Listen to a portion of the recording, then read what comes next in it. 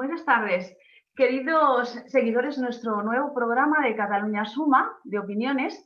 El día de hoy vamos a hablar sobre las elecciones norteamericanas. Tenemos aquí a tres representantes estupendos, dos de Cataluña Suma y nada más y nada menos que a César Vidal.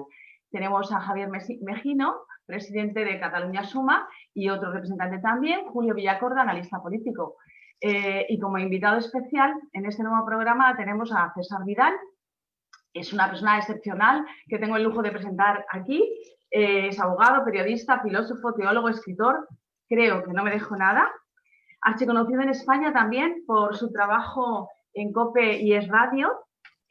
Actualmente conductor de La Voz de César Vidal en Florida, desde donde nos llama, desde donde hemos contactado. Muy bienvenidos a los tres. Espero que sea un programa muy interesante para todos. Recordad que podéis seguirlo en nuestras páginas de Facebook, España y Catalans, Cataluña Suma por España. No todos los catalanes somos independentistas. Y asimismo en diferido por el canal de YouTube. Muy buenas noches y espero que os parezca nuestro programa interesante y formativo, que es lo que se pretende. Gracias a todos. Bueno, pues muchas gracias, Julio, por estar aquí acompañándonos. César Vidal, muchísimas gracias por tu colaboración y participación. Un placer.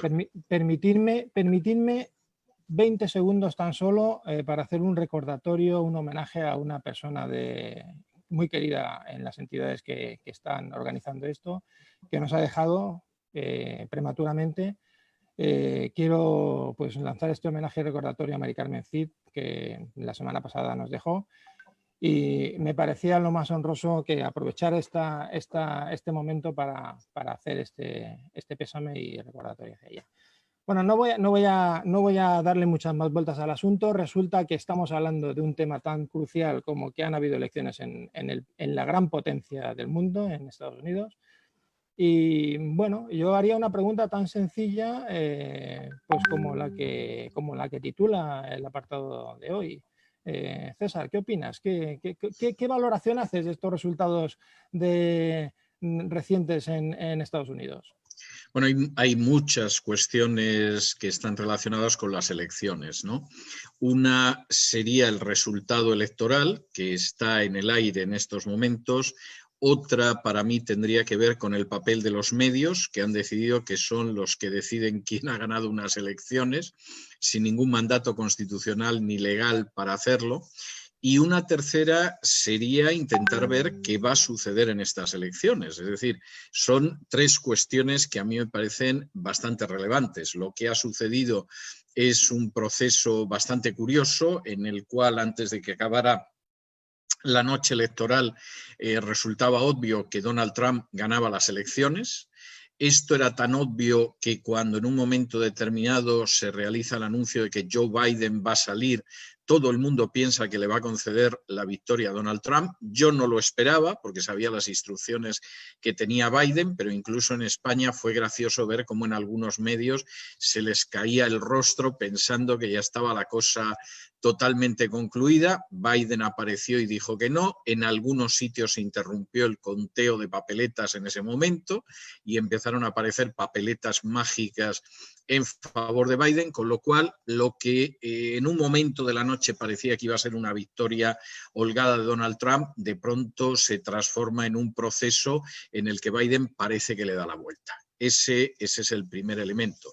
El segundo elemento de relevancia es el hecho de cómo los medios iban a veces adelantando la concesión de estados en favor de Biden antes de que tuviéramos resultados. En algunos casos, hasta días antes, los medios ya estaban ahí, se apresuraron a proclamar a Biden después del susto inicial de la noche electoral. Y el tercer aspecto, que a mí me parece que es el más inquietante en estos momentos y que seguramente va a hacer que el resultado final de las elecciones no tengamos ni idea de él hasta bien entrado el mes de diciembre, pues es que hay indicios, yo diría que más que sustanciales, de fraude electoral, y que ahora mismo pues hay 6 estados donde en absoluto está definido quién ha ganado la convocatoria electoral. Y teniendo en cuenta que en esos 6 estados o se está pendiente de un recuento o se está pendiente de acciones judiciales por fraude o de ambas cosas a la vez, en estos momentos, tal y como se distribuyen los compromisarios,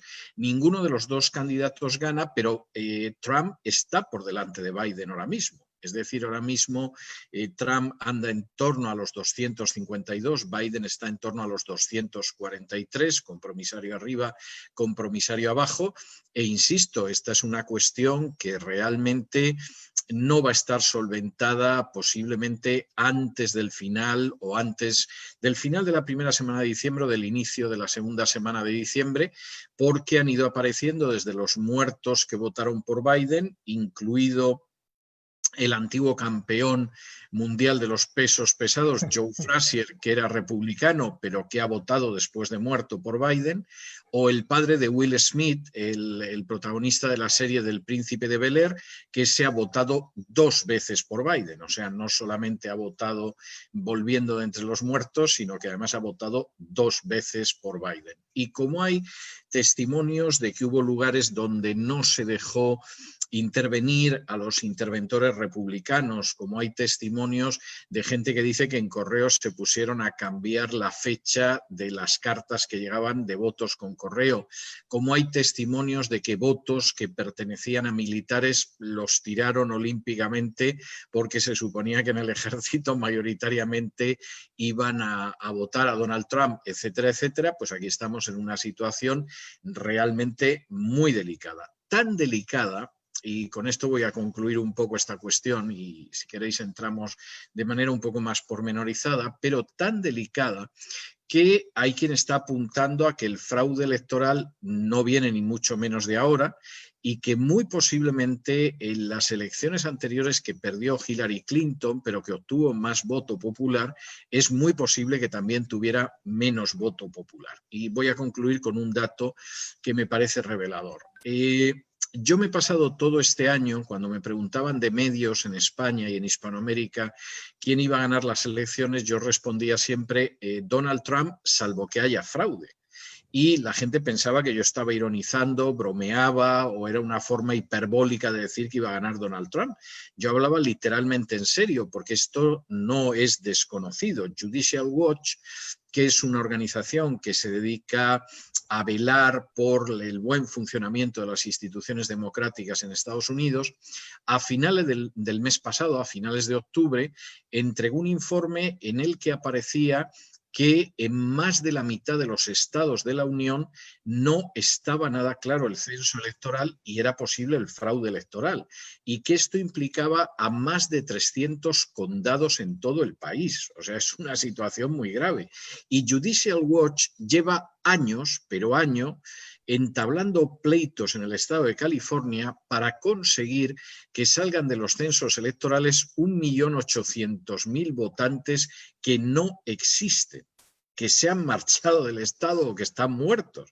Claro, así en California ganan siempre los demócratas y así el norte de California quiere separarse del sur del estado, porque si al final hay 1.800.000 votos fraudulentos, pues evidentemente esto es escandaloso. Y en los últimos meses Judicial Watch consiguió que algunos jueces empezaran a emitir órdenes para purgar los registros electorales, pero esto no ha sido suficiente antes de las elecciones. Yo creo que este es un poco el panorama a vuelo de pájaro de dónde venimos, lo que ha pasado y dónde estamos, incluida la censura de los medios de comunicación a Trump de una manera bochornosa, y si os parece, pues a partir de aquí continuamos. Pero César, no deja de ser sorprendente, lo digo porque claro, aquí estamos acostumbrados en España a que el día de unas elecciones, a las 10 de la noche cuando te acuestas, prácticamente está el pescado vendido. Sabes perfectamente pues cuántos diputados van a haber de un partido o de otro. No deja de ser sorprendente que en una potencia en el siglo XXI como es Estados Unidos, pues el proceso de recuento y de garantías de los datos pues se esté alargando tanto, ¿no? Dices, bueno, ¿hasta qué punto esto es serio? Bueno, vamos a ver, evidentemente no es serio porque ha habido un fraude monumental que yo creo que a estas alturas no se puede ocultar. Es decir, el proceso de conteo hubiera terminado en la madrugada del día 4. Es decir, y en muchos estados terminó el mismo día 3. El proceso de conteo no termina, el recuento, porque de pronto en determinados estados que gobiernan los demócratas paralizan el recuento y mientras tanto van llegando miles y miles de votos que de manera absolutamente inverosímil son solo adjudicados a Biden y no a Donald Trump. Pero hay otro elemento que vamos a ver, esto lo comprendes cuando vives en Estados Unidos, pero que desde la perspectiva española es algo absolutamente inverosímil. Vamos a ver, Estados Unidos es un país donde hasta hace relativamente poco la confianza en que el ciudadano no miente era absoluta. Esto, desde la perspectiva de España, ni lo podemos creer, ni lo podemos imaginar, ni cosa parecida. O sea, este era un país, hasta hace, insisto, muy pocos años, que tú llegabas en un momento determinado a cualquier dependencia oficial y pedías una información, un certificado, etcétera, y te lo daban sin pedir documentación, sin comprobar nada, porque es que no les entraba en la cabeza que alguien pudiera mentir. Como yo he escuchado decir a algún cubano en son de burla aquí en el sur de la Florida, pero ¿qué vas a pensar de un país que a la gente le ponen en un juicio la Biblia por delante y dice la verdad? Como diciendo, esto no es un país serio. Entonces, vamos a ver, esto es algo, insisto, que a nosotros no nos entra en la cabeza, entre otras cosas, porque la mentira en una cultura hispana, bueno, pues es un pecadillo venial, ¿no? Pero desde el punto de vista de lo que es la cultura de los norteamericanos, es que lo que les cuesta concebir es que la gente mienta. Es decir, y esto, insisto, por mucho que cueste pensarlo, es así. Es decir, cuando hace muy pocos años aquí se empezó a insistir en que cuando fueras a votar llevaras un documento de identidad con la foto, pues evidentemente hubo gente que se sublevó como diciendo, ¿pero qué pasa? ¿Que creen que voy a llevar un documento que no es cierto? Y es verdad. Es decir, la veracidad aquí es muy común y todo aquello que va en contra de la veracidad tiene un castigo terrible. La gente aquí va a la cárcel por un cheque sin fondos. Si en España por dar un cheque sin fondos la gente fuera a prisión y fuera un delito federal como en Estados Unidos, habría un despoblamiento. Es decir, la relación del americano, como en general las sociedades protestantes con la mentira, es una relación muy mala. O sea, es que incluso ni pueden concebir que sea así. Claro, cuando de pronto se va produciendo un cambio del paisanaje y además ese paisanaje se acaba convirtiendo en clientelas, y pues de pronto empiezas a darte cuenta de que hay quien se ha aprovechado de la buena fe de los americanos, ¿no? Me vais a permitir que os cuente una anécdota de una persona con la que yo tengo bastante amistad, ¿no? Esta mujer, que es una mujer que originariamente no es norteamericana, se viene a vivir a Estados Unidos con mucha gente en búsqueda de mejor fortuna, y entonces esta señora era católica y vivía en uno de los estados del norte, donde la mayoría de la población era protestante. Ya me contaba que para ir a misa los domingos tenía que conducir 1 hora. Y entonces esta mujer empezó a hacer voluntariado en su parroquia dando paquetes de comida a la gente, o ropa, etc. Y me dice, mire usted, los anglos no me mentían nunca. Dice, si yo les preguntaba qué gente hay en casa, porque se había quedado sin trabajo y había 3, me decían que 3. Dice, nunca me dijeron otro. Dice, es más, muchas veces yo llamaba a casa del señor Smith y le decía que viniera a la parroquia a recoger el paquete de comida y me decía, no, porque Joe ha encontrado trabajo esta semana, entonces dele usted el paquete de comida o de ropa a otra persona porque mi marido ya ha encontrado trabajo y no lo necesita. Dice, entonces yo le decía, hombre, pero si tenemos ya hecho el paquete. Y decía, sí, pero lo necesita otra persona, yo tengo trabajo, o sea, no me dé el paquete. Dice, y esto era así. Dice, ¿cuándo se nos quebraba eso? Con los hispanos. Los hispanos, si había 3 necesitados en casa, te decían que era 5, si encontraban trabajo, seguían recogiendo paquetes meses, etc. Y entonces esta señora, que era hispana, me dice, un día llego a la parroquia y la monja que coordinaba todo esto, de pronto le digo, esta mexicana que también estaba conmigo repartiendo ayuda, ¿dónde está? Y me dice la monja, dice, es que la hemos tenido que echar. Entonces esta pregunta, ¿y por qué? Dice, porque hemos descubierto que robaba.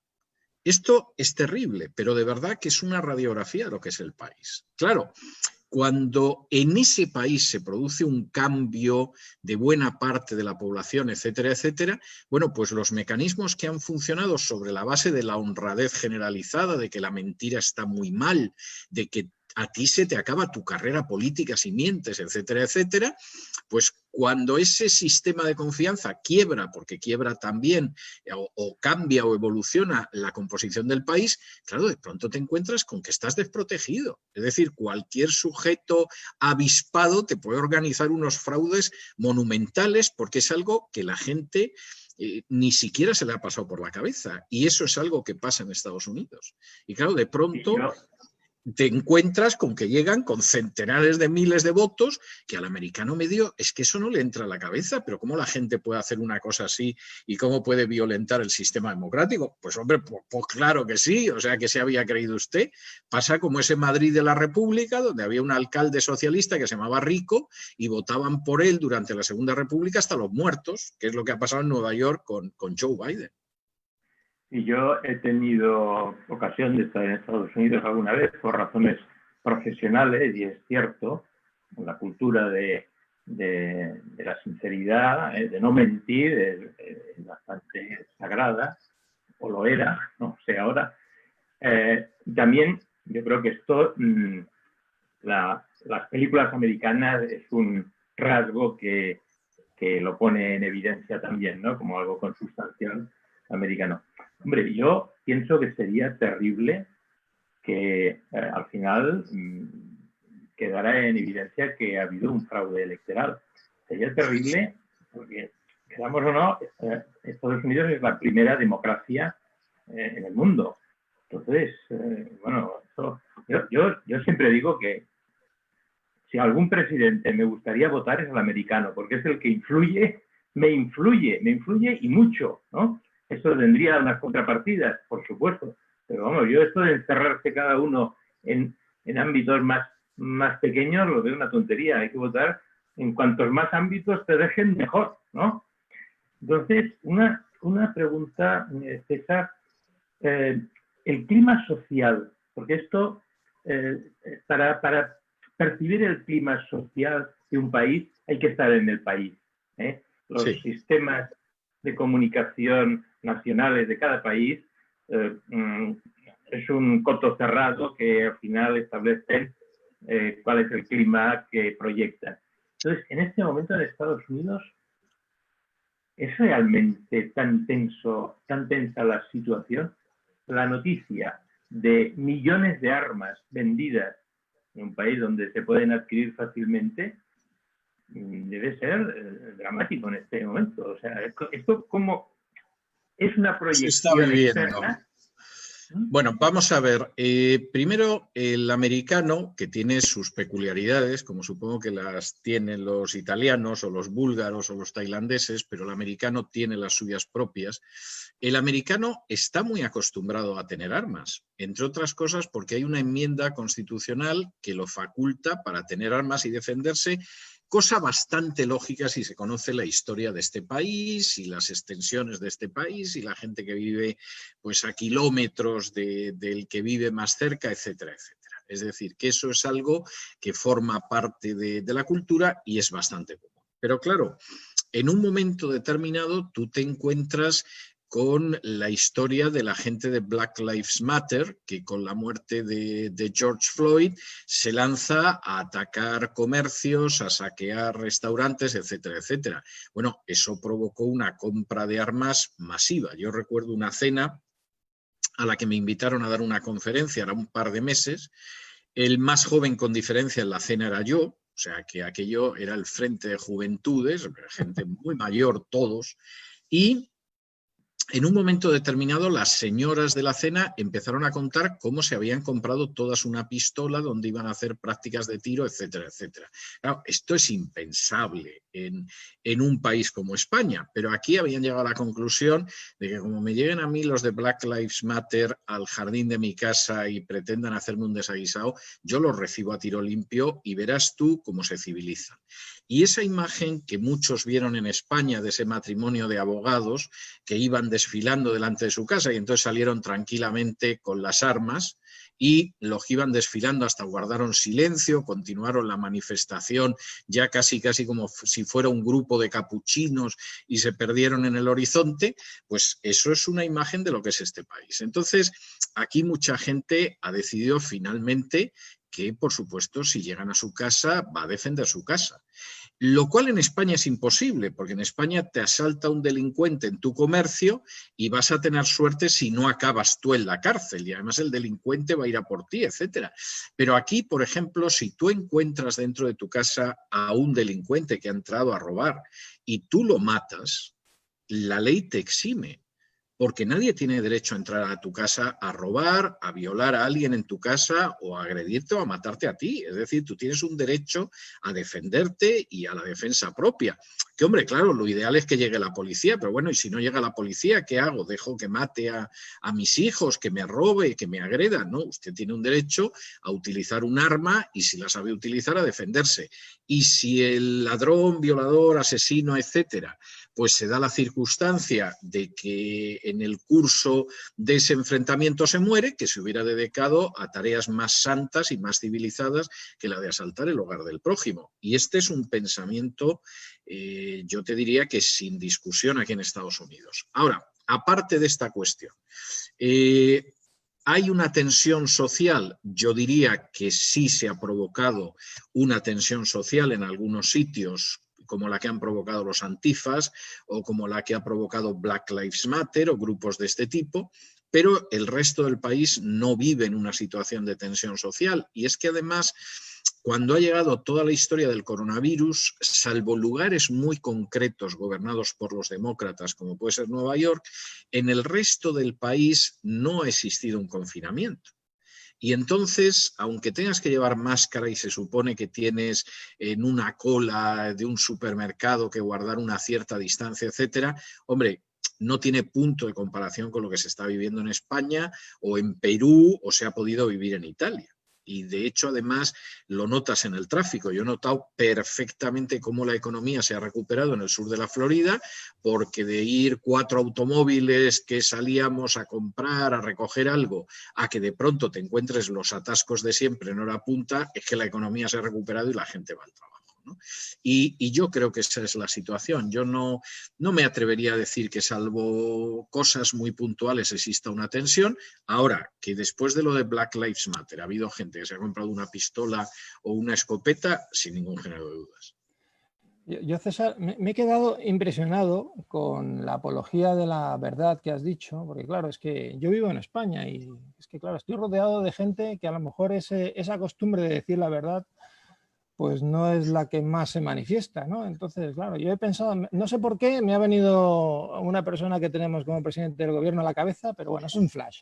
Yo te quería hacer una pregunta. Sé que todavía no está decidido de forma definitiva quién va a ser el presidente, lo hemos hablado antes, pero teniendo en cuenta los impresentables que tenemos en el gobierno de la nación y peculiarmente como catalán los que tenemos en Cataluña, a los que amamos España y sabemos la problemática que tenemos con el separatismo, nos cambia mucho la perspectiva de tener uno u otro presidente, tener a los demócratas o los republicanos. ¿Hay algún enfoque que de alguna forma sería favorable para esa postura que yo defiendo? Yo me temo que no mucha diferencia, pero fundamentalmente porque España ha perdido peso específico de cara a Estados Unidos. Yo diría que sobre todo a partir del año 2004. Es decir, yo viví la época de Aznar en Estados Unidos y era exagerado, porque de pronto te encontrabas automóviles donde iba cruzada la bandera española con la bandera americana, lo cual a mí me parecía que era darnos una importancia que tampoco teníamos tanto. No ibas a protestar, ¿no?, para una vez que te supravaloran, pero evidentemente sí había una visión muy positiva de España, etcétera, etcétera, etcétera. Y eso se quiebra en un momento determinado, no lo hemos recuperado, es decir, Zapatero lo hizo mal, Rajoy lo hizo peor si cabe, como casi todo, y por supuesto con el gobierno actual, pues ¿para qué vamos a hablar? Entonces España ha dejado de tener importancia, es decir, ha pasado de ser un país que podía ser referente, porque podía actuar incluso como puente entre Estados Unidos e Hispanoamérica, etcétera, etcétera, a ser un país que no tiene nada más que líos, que funciona bastante mal y que ellos sabrán lo que hacen, porque francamente lo que hagan nos importa un pimiento.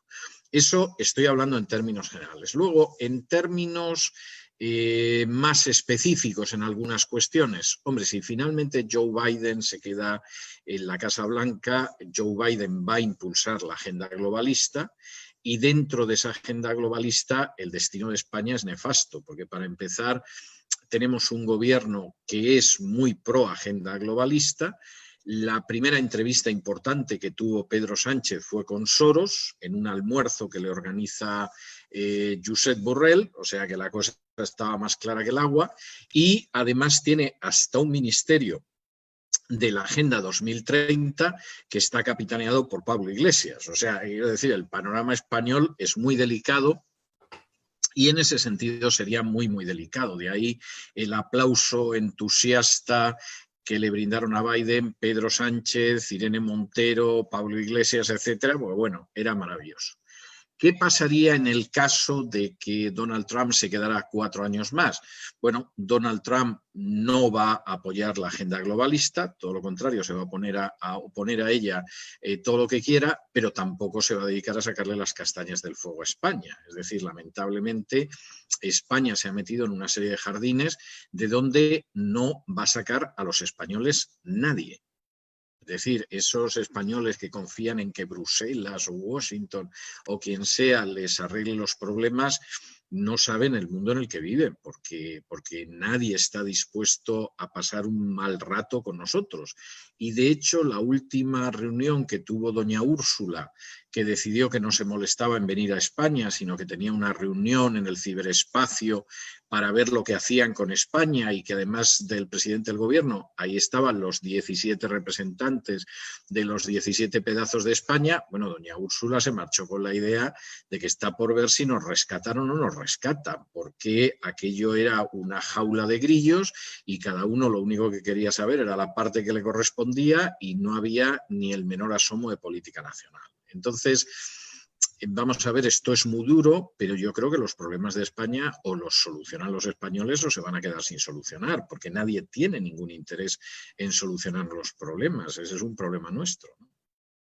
Respecto a la problemática política en la que Trump ha querido incidir más, que es lo que tú planteas, la política globalista, a ver, mi percepción, yo tengo una visión del mundo en la que mi capacidad de entender las cosas complejas me da.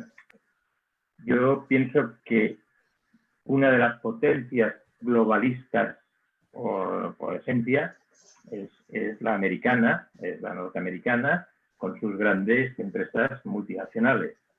Son las que, y sobre todo las punteras, las que han planteado una deslocalización más fuerte, han llegado a profundos acuerdos con China, sí, en tecnología punta. Quiere decir, el globalismo es, yo diría que a partir del final del siglo XX, un producto de los intereses norteamericanos.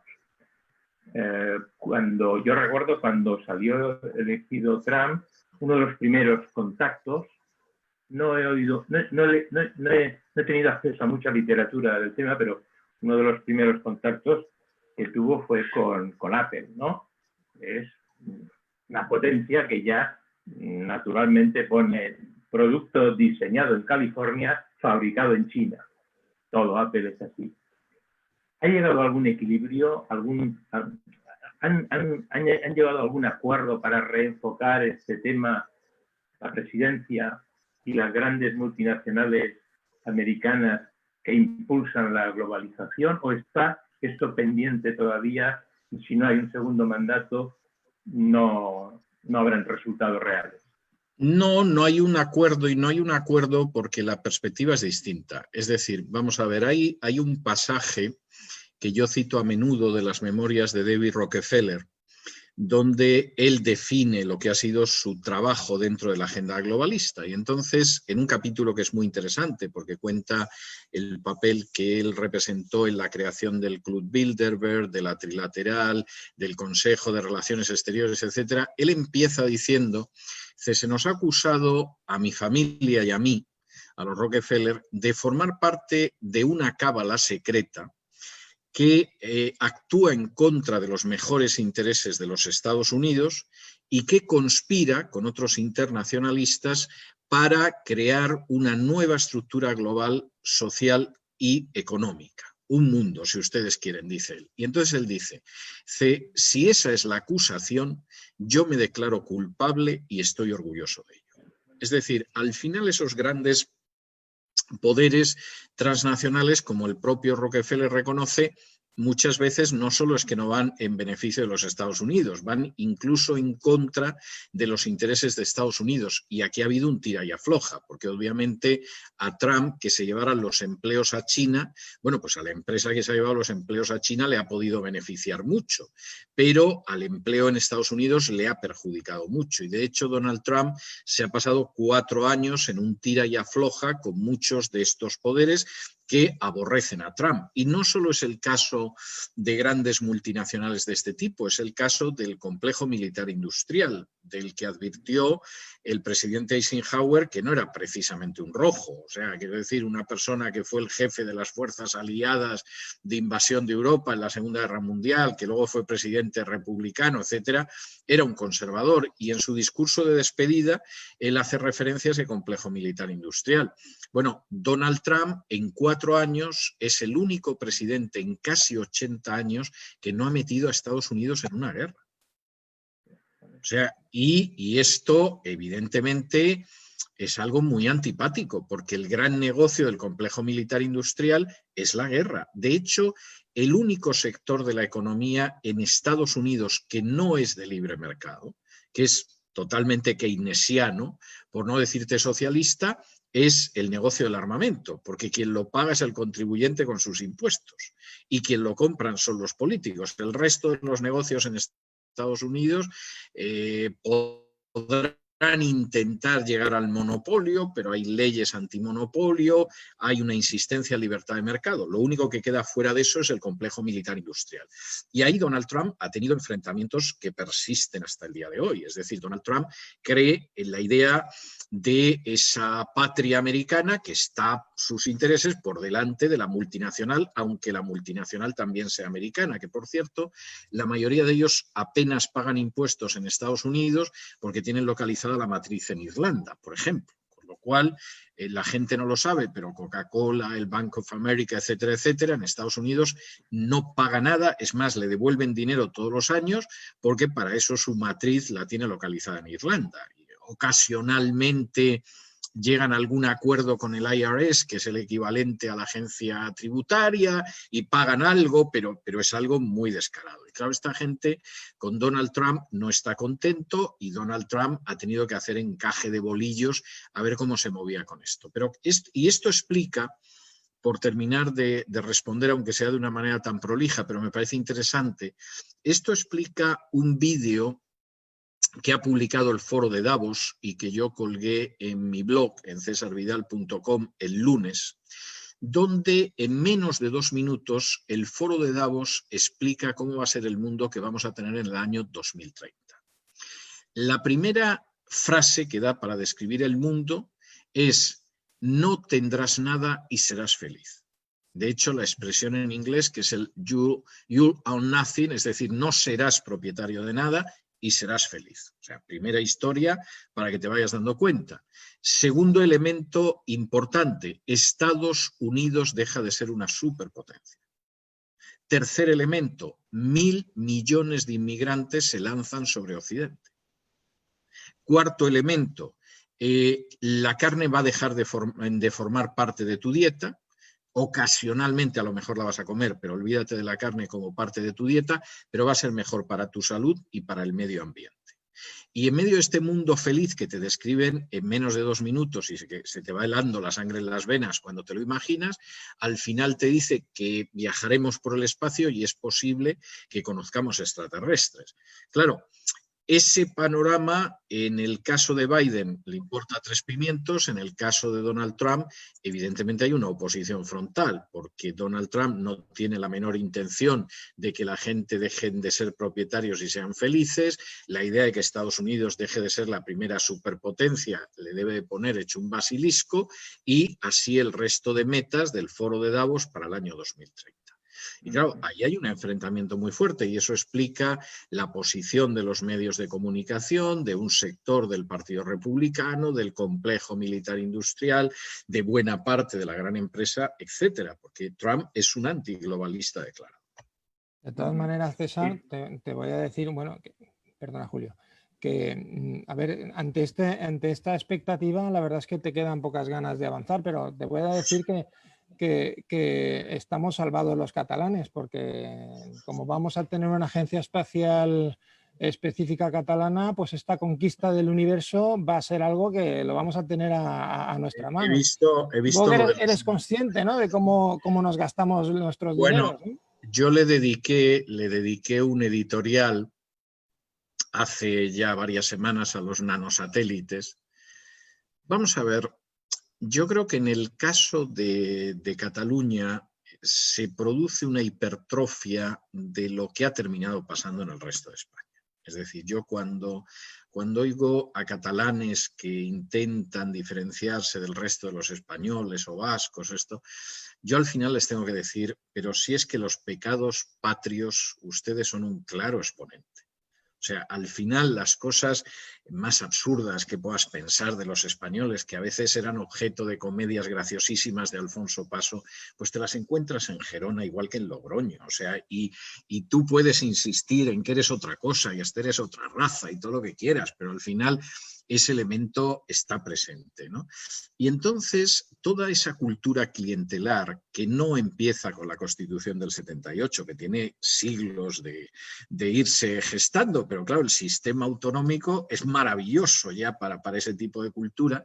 Pues claro, en el caso de Cataluña, que fue la primera región que tuvo su autonomía y que además tiene un mensaje nacionalista, etcétera, si tú quieres, de alguna manera se ha visto antes, se ha visto de una manera más fuerte, etcétera, pero eso ha terminado contagiando al resto del país. Y entonces, claro, lo de los satélites al final, yo no tengo ninguna duda de que eso es una manera como otra cualquiera de vaciar el presupuesto. Es decir, al final en España, lamentablemente, el poder central, los poderes locales, los poderes autonómicos se dedican a vivir del presupuesto con cosas inútiles, porque si dedicaran el dinero a lo que lo tienen que dedicar, sería mucho más difícil vivir del presupuesto. Entonces tú te vas inventando absurdos, con causas en muchos casos no menos absurdas, y eso lo sostienes sobre la base de las pobres clases medias que en España están en un proceso creciente de proletarización. Y ha llegado un momento en que como eso ya no lo puedes mantener de manera normal, o sea, todavía de manera normal se podía mantener en los años 80, pero no ahora, entonces has endeudado al país de una manera salvaje, has subido los impuestos de una manera insoportable y, por si eso fuera poco, además la agencia tributaria se salta la ley cada vez que quiere porque necesita combustible. Es como aquella famosa escena de los hermanos Marx en el oeste que iban en el tren y iban deshaciendo el tren y arrancando la madera de los vagones de tren mientras Groucho gritaba ¡más madera, más madera! Y iban echándolo a la locomotora y cuando llegaba el tren a la estación en el oeste no quedaba un solo vagón porque habían acabado con la madera. Pues eso es España y en esa locomotora están los distintos poderes diciendo más madera, de tal manera que cada vez queda pues menos tejido profesional, menos tejido industrial, menos tejido productivo, porque lo va devorando esa locomotora, ¿no? Y claro, si quieres, en el caso de Cataluña hay algunas cosas que suenan más estrambóticas, pero cuando tú te vas a Canarias te encuentras con muchas también. Lo que pasa que Canarias no tiene el peso en la política que tiene Cataluña y nadie se entera de lo que pasa en esas islas, que por cierto llevan semanas que llega una media de más de 1000 inmigrantes africanos al día. Si eso no es una invasión, yo ya quisiera saber qué es una invasión. Esa es la realidad, ¿no? Y pasa con otras regiones. Entonces, claro, al final, para mí el problema es eso, cómo vivimos del presupuesto. Y entonces, si tenemos que lanzar nanosatélites, pues lanzamos nanosatélites. Si tenemos que crear una compañía oceanográfica catalana o riojana o lo que sea, pues la creamos, ¿no? O sea, ahí no hay más. Has dicho que iba a dejar de ser una superpotencia Estados Unidos. Supongo que ese puesto, pues ya sabemos quién lo ocupará. Bueno, ese es el otro problema, porque claro, China no entra en la agenda globalista, entre otras cosas porque piensa que eso sería nefasto. O sea, si tiene que decidir lo que pasa en su país, una cábala secreta, como dice Rockefeller, que es el término que le da, aviados están los chinos, pero los chinos tienen su propio proyecto hegemónico. Y su proyecto hegemónico pasa por aprovechar las debilidades de Estados Unidos. Y lo están haciendo muy bien. Vamos a ver, yo he estado viajando mucho por China en los últimos 5 años. Por una serie de razones, yo viajaba varias veces al año a China y no solamente era Beijing o Shanghái o las grandes ciudades, sino también zonas del interior, ciudades de tercera, el Tíbet, etcétera, etcétera. El desarrollo que tiene China y las infraestructuras que tiene China no las tiene ningún país en el mundo, ni siquiera los Estados Unidos. Y cuando yo en la campaña electoral de hace 4 años le oí decir a Donald Trump, porque yo voy a China y veo que sus trenes son mejores que los nuestros y sus aeropuertos son mejores que los nuestros, etcétera, y esto no se puede tolerar, yo en ese momento pensé, Donald Trump sabe de lo que habla porque lo que dice es cierto.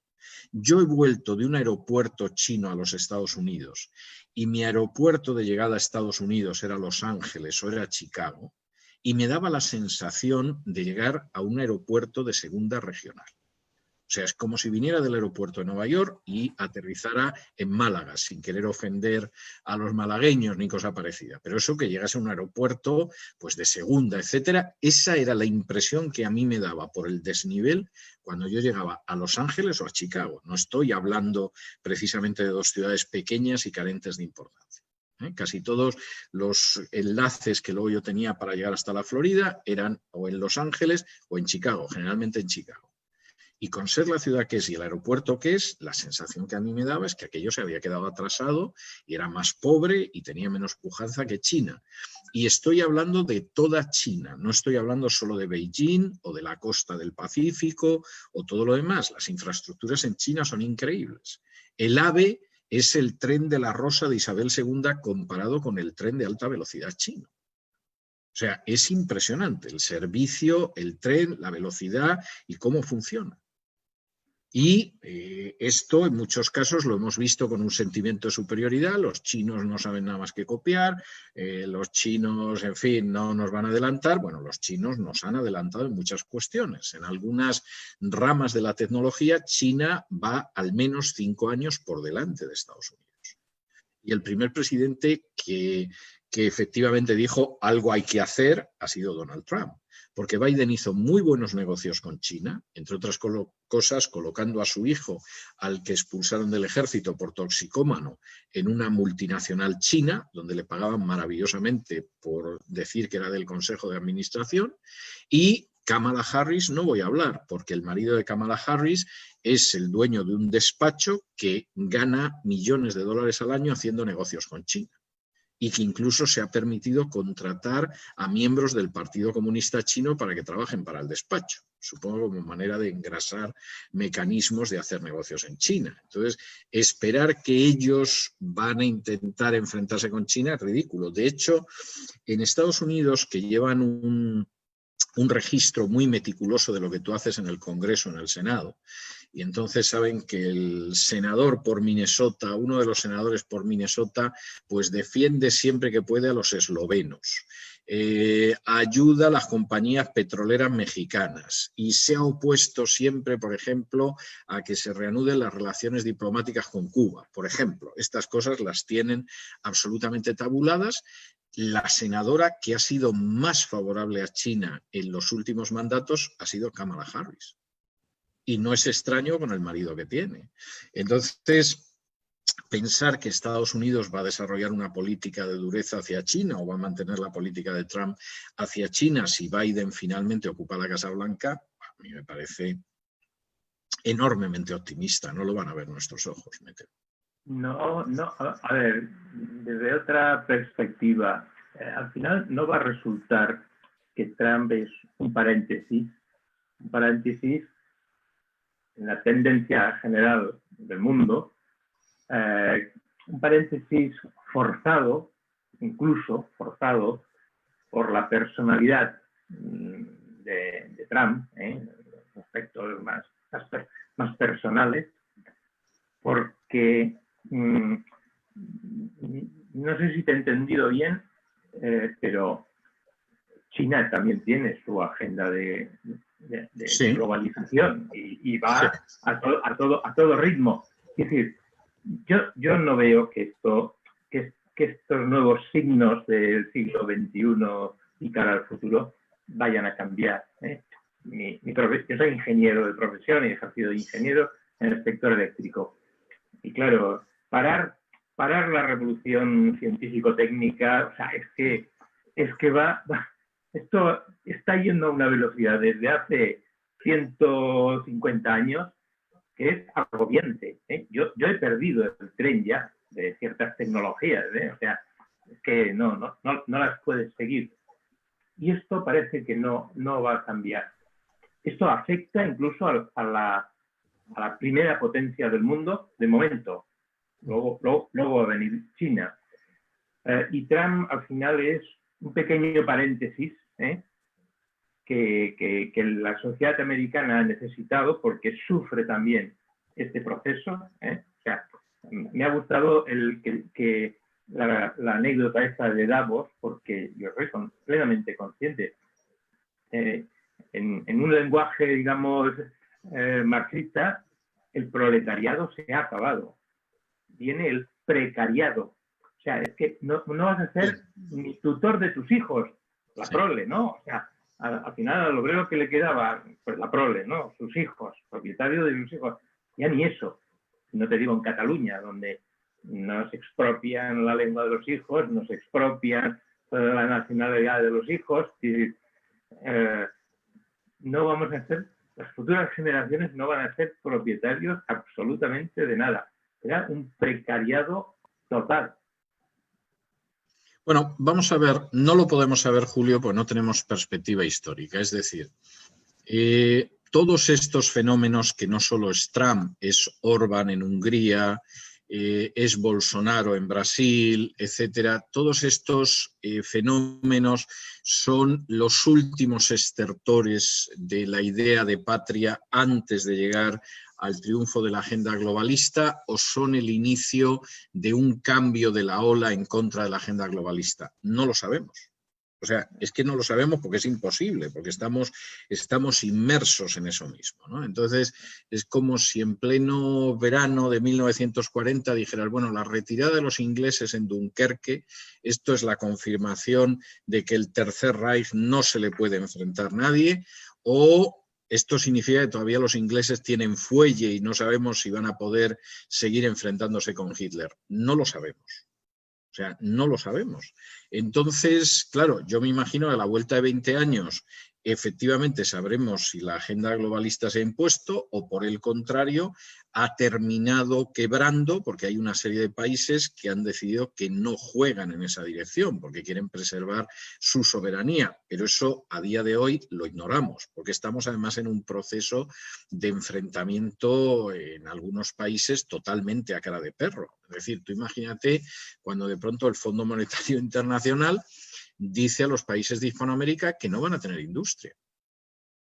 Y entonces ese gran mecanismo de control económico, que es toda la historia de la calentología y el calentamiento global, pero claro, el calentamiento global se lo aplicamos al que queremos y al que no, y eso explica por qué Donald Trump abandonó los acuerdos de París, porque dijo, bueno, esto ni lo sueñen ustedes. Bueno, pues a Hispanoamérica ya le han dicho que se olvide de un desarrollo industrial.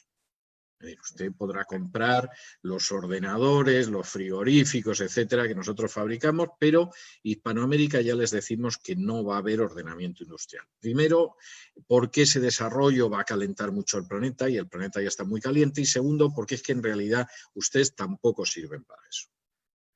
Claro, la capacidad de independencia nacional, de soberanía, etcétera, que tiene una nación, se acerca a cero. Es decir, al final eres un protectorado al que permiten una cierta autonomía interna y tú verás lo que haces, pero que en otras cuestiones estás totalmente a merced de, ni siquiera de un imperio, estás a merced de unas instancias de poder que están por encima de las naciones. ¿Eso se va a imponer? ¿Va a fracasar? A día de hoy, Julio, no hay manera de saberlo. Es decir, sí sabemos que hay una batalla durísima, sí sabemos que China tiene su propio proyecto y no tiene ningún interés en ser un protectorado más y, en fin, no está el mañana ni el ayer escrito, que decía el poeta, ¿no?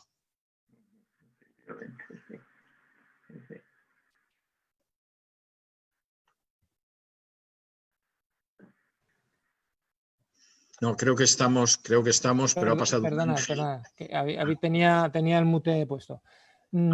Estaba comentando que, volviendo un poquito a la situación de partida, ¿no?, del debate acerca de las elecciones, supongo que te debes mover bastante con la colonia española que hay en Miami, como mínimo conocer.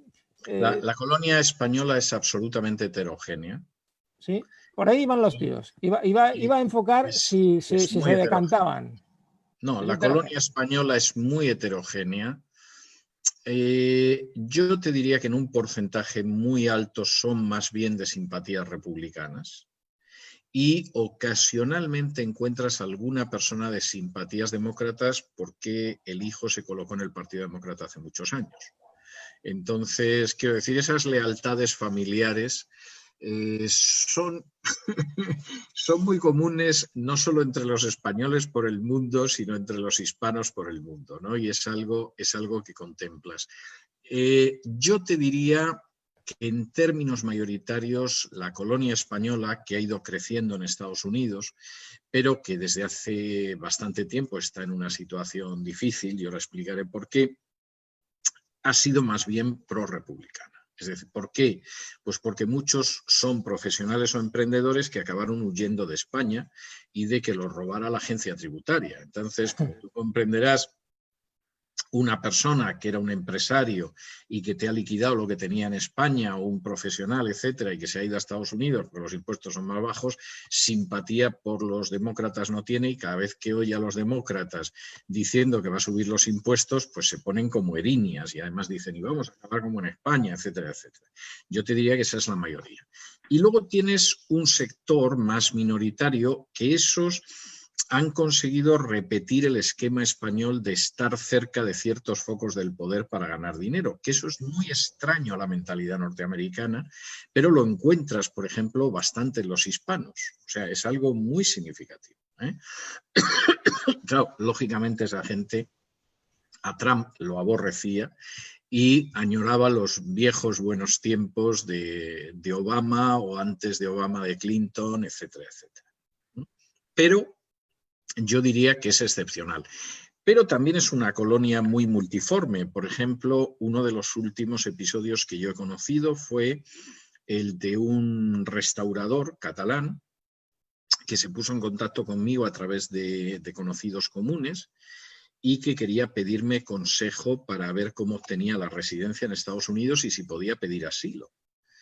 Y le dije, bueno, yo le voy a dar el nombre de dos abogados buenos de inmigración que conozco, pero quiero decir, mi conocimiento, más allá de mi experiencia y eso, es un conocimiento superficial. Digo, pero yo sinceramente no creo que le concedan asilo en Estados Unidos.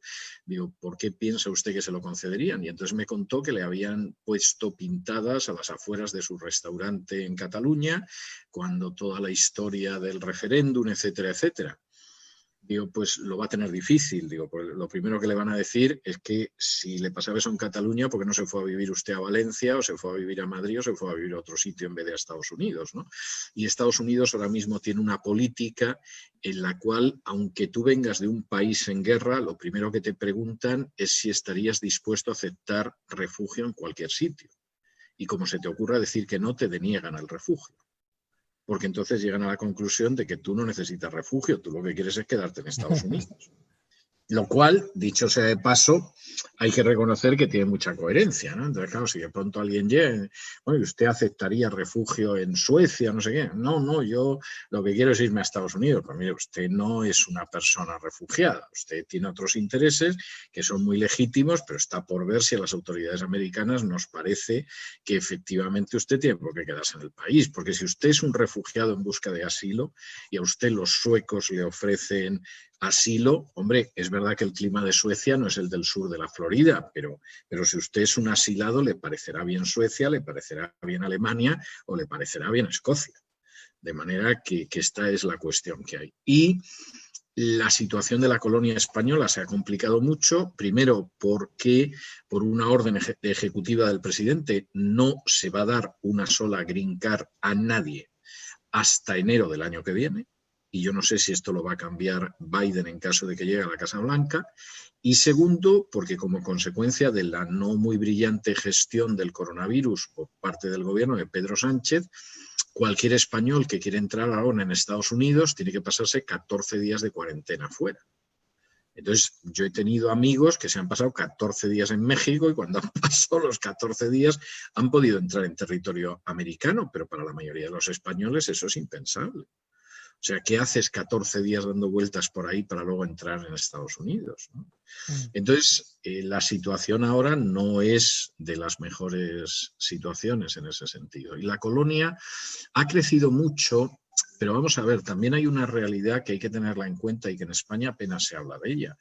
Y es que desde que Rajoy llegó al poder, y luego ha venido lo que ha venido, hay más de 3 millones de españoles que se han ido de España. Entonces, yo me imagino que muchos a lo mejor eran ecuatorianos que habían conseguido la nacionalidad española y han decidido volverse al Ecuador y tal. Estamos hablando de más de 3 millones de españoles, ¿eh? O sea, es que parece Venezuela casi. Y de esa gente que se ha marchado, yo os puedo decir que yo me la he encontrado en todas partes. Es decir, me he encontrado españoles en Argentina, me he encontrado españoles en Guatemala, me he encontrado españoles en el Perú, me he encontrado españoles en México, en la República Dominicana. O sea, está el mundo regado de españoles que han huido en los últimos años de España y que a diferencia de lo que fue la gran inmigración española de los años 60 y 70, es gente en términos generales con bastante formación, o son profesionales, o son empresarios, etcétera. No es esa pobre gente que dejaba el campo deprimido en los años 50, 60 en España y se iba a trabajar a Francia, a Suiza o a Alemania. Estás hablando de gente titulada y hay bastantes países ahora mismo en Hispanoamérica que los mandos intermedios los están cubriendo españoles. O sea, están haciendo un trabajo de que esos mandos intermedios que no existen los están cubriendo. Pero no porque quieran vivir en Guatemala o en Honduras o en Perú, sino porque es que realmente el país los ha echado, que es muy triste y casi nadie habla de ellos. Y no solo migración así geométrica. Tengo un hijo que está trabajando en teletrabajo con una empresa de Portland, pero todos los días. O sea, esto ya es... Pero hace tiempo, y eso ya no tiene vuelta atrás, efectivamente. Y que no falte, Julio, y que no falte además, o sea, porque encima esa es la historia, o sea, gracias a Dios que sin moverse de España te puede estar trabajando con una empresa de la Florida o de California o de donde sea. Efectivamente, sí. Oye, César, una pregunta. ¿En Estados Unidos dan clases de español? Lo digo porque como en Cataluña es tan complicado, a lo mejor me tengo que hacer alguna idea. Vamos a ver. No sé si estás al corriente de la última de Jaimito, ¿no? De la última, sí, de la ministra Celaá y, en fin, de tantas cosas que se está cediendo ahora mismo, que lamentablemente no es el acabose, como decía Mafalda, es el continuose del empezose, ¿no? Mira, el español es una lengua muy bien considerada en Estados Unidos porque ellos son conscientes de que después del inglés es la lengua más importante e incluso en términos de la gente que viene al mundo, hay más gente que viene al mundo en países hispanoparlantes que angloparlantes a día de hoy. Y entonces, en ese sentido, el aprendizaje del español es un plus. Y este es un fenómeno yo te diría que relativamente reciente. O sea, hace 30 años, por ejemplo, en Estados Unidos, el español todavía estaba por detrás de otras lenguas extranjeras. En los últimos 20 años, el español no tiene discusión con otras lenguas extranjeras, porque incluso el chino es algo todavía muy minoritario.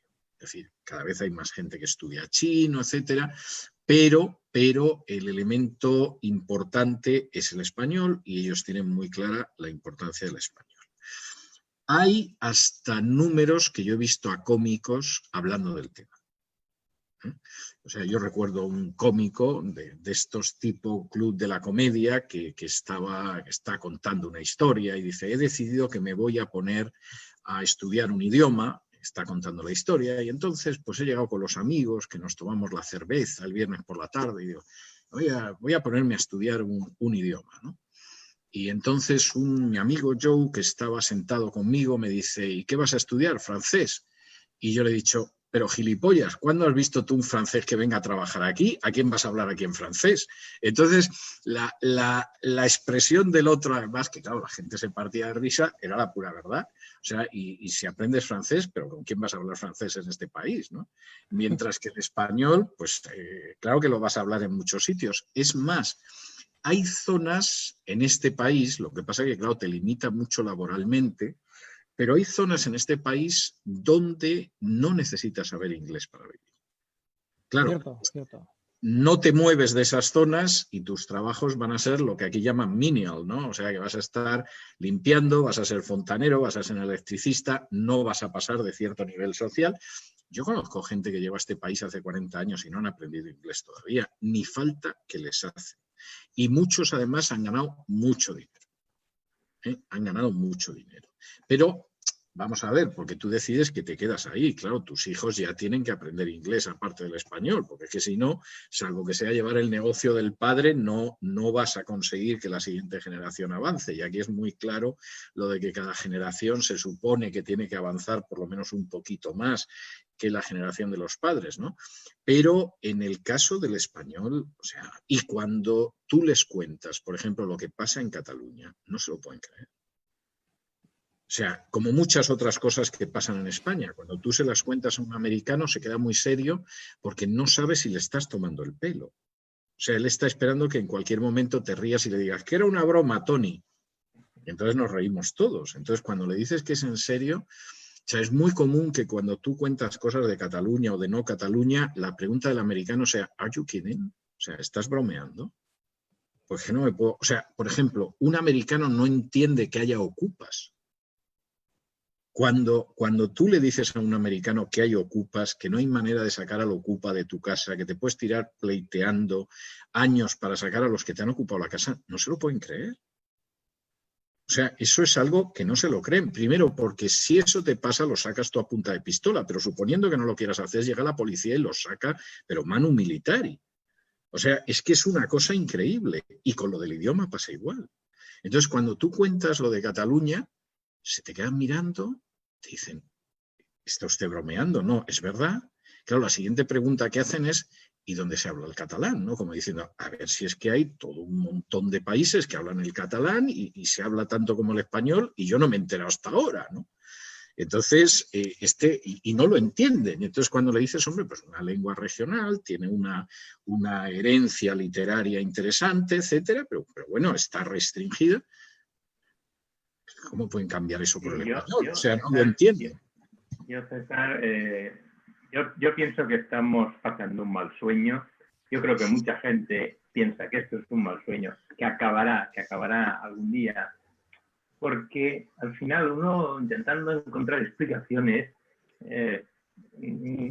pienso que la sociedad catalana, en el fondo, está sin resolver un duelo histórico que en un momento del siglo XIX emergieron naciones por todas partes, pero las condiciones reales, geográficas, demográficas, económicas, no han acompañado a ese sueño en ese pedazo de la península ibérica.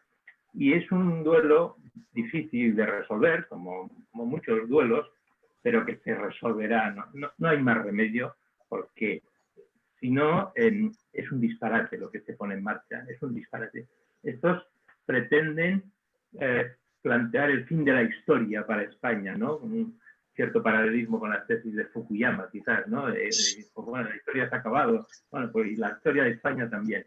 Bueno, yo creo que eso no pasará, ¿eh? Que estamos pero pasando... además de una manera que en realidad es ahistórica, es decir, Sí, cuando tú vas retrocediendo en el tiempo, la relación de Cataluña con el resto de España siempre ha sido muy fuerte. Es decir, incluso en cosas que puedes decir, bueno, pero yo qué sé, pues el siglo XVI, pues la mayoría de los libros que se editarían en Cataluña serían en catalán. Pues no, la mayoría eran en español, después en latín, porque había una industria muy buena de libros eclesiásticos, y luego en catalán. Es decir, que había una serie de cuestiones en ese sentido, pues de una unión, por otro lado, bastante lógica. O sea, no es otra cosa. Entonces, hombre, el problema es que el sueño se nos está convirtiendo en pesadilla desde hace mucho tiempo. Eso sí, que es una pesadilla en este momento. Y, sí, y luego, como decía Benavente, el problema es que al final no se trata de crear afectos, sino de crear intereses. Y no vamos a negar que la cantidad de intereses que ha creado el nacionalismo es impresionante. Es impresionante. Entonces, vamos a ver, hay gente que le han destrozado la vida, que se ha tenido que marchar, que está allí, lo pasa mal, etcétera, pero también hay muchísima gente que le han solucionado la vida. Y ese tipo de intereses no se puede negar. O sea, una persona que trabaja en TV3, pero ¿dónde le hubieran pagado también por estar ahí? Gente que científicamente son muy mediocres y que te están ocupando cátedras en universidades, o sea, cosas de este tipo. Pues yo que tengo unos años ya, en Cataluña ha emergido una clase funcionarial, 300.000 catalanes han encontrado un modus vivendi que no se lo quiten, vamos. La clave la ha dicho César antes, y hay que ser absolutamente sincero. Es que heredamos muchos gobiernos, y no solo en Cataluña, que son de chiste y de broma. Entonces, como hemos estado gobernados en un formato risa, en un formato chiste, en un formato aquí vale todo, pues ahora estamos pagando posiblemente las consecuencias de esa frivolidad, ¿no? Bueno, y que hay un control muy grande de la información, porque claro, la gente no actúa sobre la base de lo que es la realidad, sino de lo que cree que es la realidad.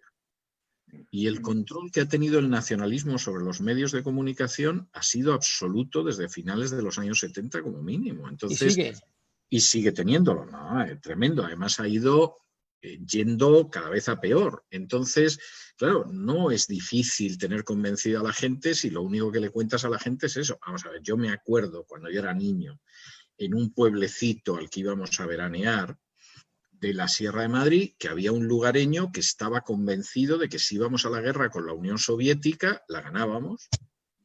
Y estaba convencido, un señor ya mayor, que además su única ilusión era en algún momento conocer a Franco y darle la mano. Puedes decir, bueno, era una excepción, lo que quieras, pero bueno, dentro de la información que este pobre hombre debía haber recibido a lo largo de su vida, que serían pues del orden de 25, 30 años, porque era la época de los 25 años de paz y todo lo demás, él se había hecho esa composición del mundo. Y yo he escuchado también a lugareños de ciertas zonas de España, inicios de los 70, diciendo que no era posible, por ejemplo, que la Unión Soviética tuviera la bomba atómica, que eso era que juntaban muchos bidones de gasolina y les prendían fuego y entonces daba la sensación de que tenían una bomba atómica. O sea, las cosas que yo he llegado a oír en otras épocas de la historia de España, siendo un niño o un adolescente, yo ahora las recuerdo y me dan ternura, pero son muy tristes porque te explican muchas cosas que han venido después. Claro, si tú tienes un control de los medios de comunicación, tú te crees lo que te digan, o sea, no hay más historia, ¿no? Y a lo mejor quizá la diferencia es que entonces no eran tan machacones, porque también la radio tenía mucho entretenimiento y tenía mucha menos política. O sea, tú te podías poner a escuchar la radio en la época de Franco y entre concursos, espacios de canciones dedicadas a mi primo Manolito que está haciendo el servicio militar y seriales y todo lo demás, resulta que era una radio de mucho más entretenimiento y muchísima menos política. Y ahora, sin embargo, el adoctrinamiento es que es casi 24 horas al día. Efectivamente. Bueno, César, me indican por aquí que hemos de ir ya cortando esta charla, que yo la alargaría muchísimo Yo más. lo estaba pasando tan ricamente, o sea que... A mí me ha quedado por preguntarle a César una cosa. No sé si has comprado acciones de Pfizer. No, no he comprado porque como acciones están de en Pfizer. Estados Unidos, a lo mejor es que a lo mejor es un buen negocio. Pero sabes que el CEO de Pfizer, nada más anunciarse la vacuna, vendió el 60% de las acciones.